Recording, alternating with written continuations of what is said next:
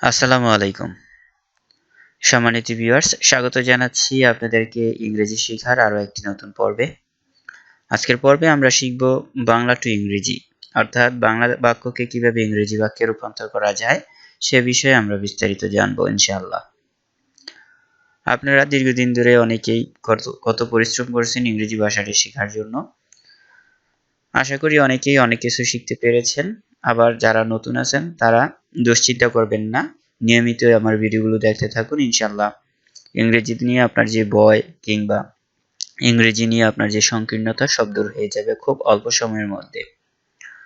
সম্পূর্ণ পর্বটি শুরু থেকে শেষ পর্যন্ত না টেনে দেখুন, আর দয়া করে চ্যানেলটি সাবস্ক্রাইব করে বেল বাটনে ক্লিক করে দিন।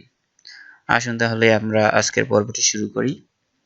আমাদের আজকের প্রথম যে বাক্যটি সেটা হলো সস্তার তিন অবস্থা। আমরা এই কথাটি প্রায় বলে থাকি, সস্তার তিন অবস্থা, অর্থাৎ কোনো ক্রয়কৃত পণ্য যদি নষ্ট হয়ে যায় তখন আমরা এই কথাটা বলি যে সস্তার তিন অবস্থা। বাক্যটিকে যদি ইংলিশে বলতে চান তাহলে আপনাকে বলতে হবে chip and nasty. Chip and nasty মানে হলো সস্তার তিন অবস্থা।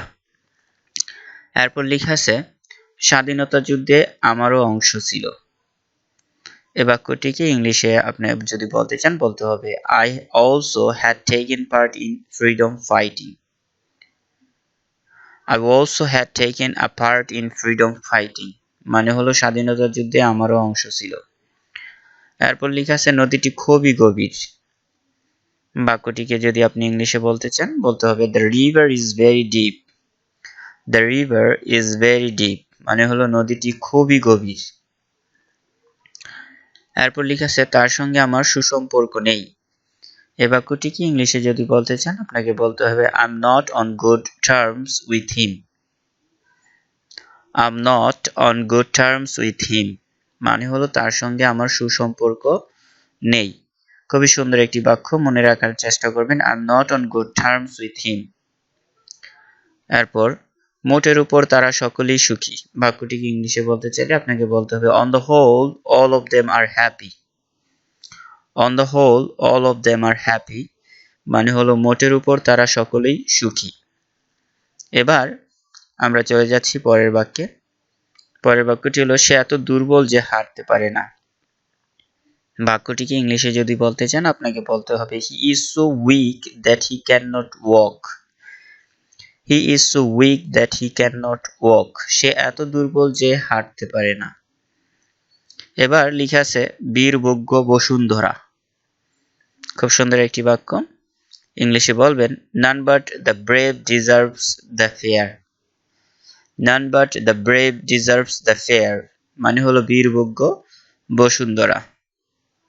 এবার লেখা আছে মঞ্জু সাঁতার কাটতে জানে। বাক্যটিকে ইংলিশে যদি বলতে চান আপনাকে বলতে হবে Manju knows how to swim. Manju knows how to swim Manju সাঁতার কাটতে জানে। এরপর লেখা আছে নদীটি খুবই গভীর।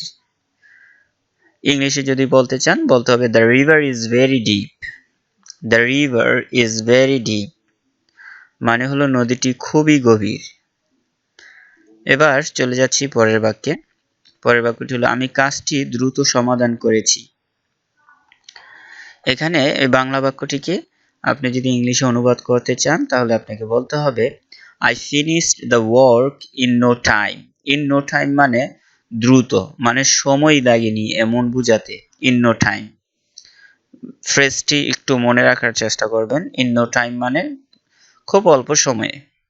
আমি কাজটি দ্রুত সমাধান করেছি I finished the work in no time. ওকে, আশা করি বুঝতে পেরেছেন। সম্মানিত ভিউয়ার্স, আমরা চলে যাচ্ছি পরবর্তী বাক্যে। পরের বাক্যটি হলো আমি হতবুদ্ধি হয়েছিলাম। হতবুদ্ধি হয়েছিলাম বাক্যটিকে যদি ইংলিশে অনুবাদ করতে চান আপনাকে বলতে হবে I was at my wits end. I was at my wits end মানে হলো আমি হতবুদ্ধি হয়েছিলাম। এবার যে বাক্যটি আছে সেটা হলো তেলা মাথায় তেল দেওয়া। তেলে মাথায় তেল দেওয়া। বাক্যটিকে ইংলিশে যদি বলতে চান বলতে হবে to carry coal to Newcastle. To carry coal to Newcastle মানে হলো তেলে মাথায় তেল দেওয়া। এবার যে বাক্যটি সেটা হলো অন্যের দোষ ধরা সহজ। এই বাক্যটিকে ইংলিশে বলতে হবে it is easy to find fault with others. It is easy to find fault with others. It is easy to find fault with others মানে হলো অন্যের দোষ ধরা সহজ।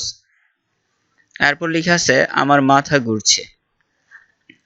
আমার মাথা ঘুরছে এই বাক্যটিকে আপনি যদি ইংলিশে বলতে চান আপনাকে বলতে হবে আই ফিল জিডি।